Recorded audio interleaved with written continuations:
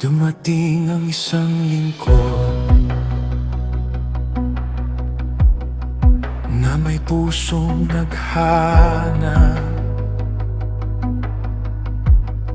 sa iyong salita tutos, upang ito'y kanyang matutunan. Hindi lamang niya alam ang iyong mga kautusan,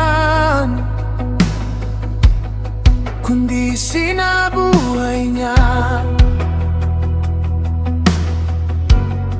at itinuro sa bayan. Mula sa lupang malayo, siya'y naglakbay pauwi. Bitbit ang iyong salita at pag-asang mula sa iyo, at nakita niyang ampor ng Diyos na kanyang sinamba. Sa harap ng hari at mga pinuno, binuksan mo ang daan. Kaya kong sabihin, kamay mo'y nasa akin sa bawat hakbang ng aking paglalakbay. Kapag ikaw ang nangunguna, walang dahilan upang mangamba. Kaya kong sabihin, kamay mo'y nasa akin, ang iyong biyaya, ang aking lakas.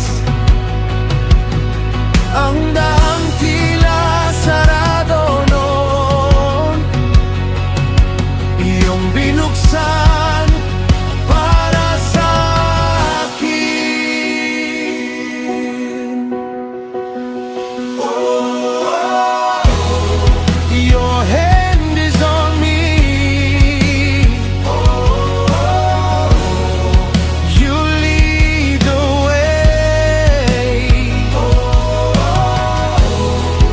Your grace will guide me all of my days. Binigyan siya ng pahintulot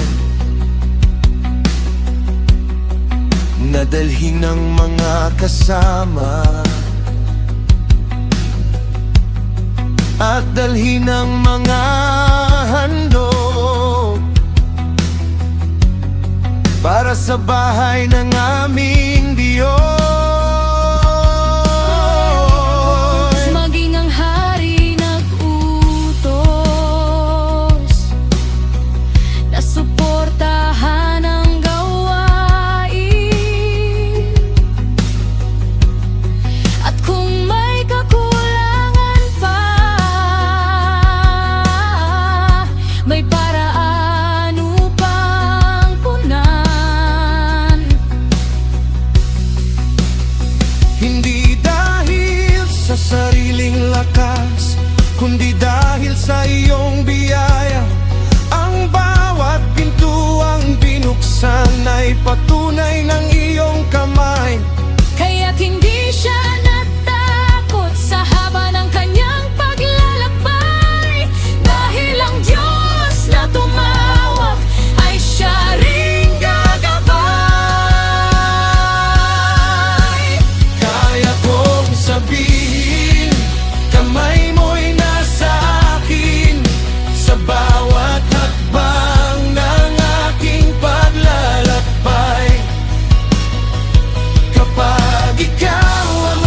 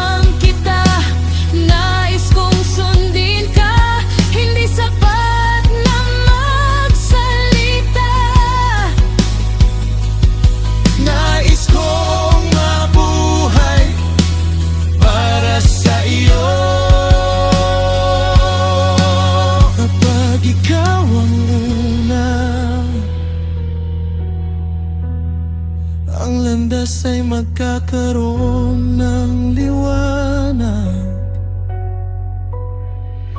Kamay mo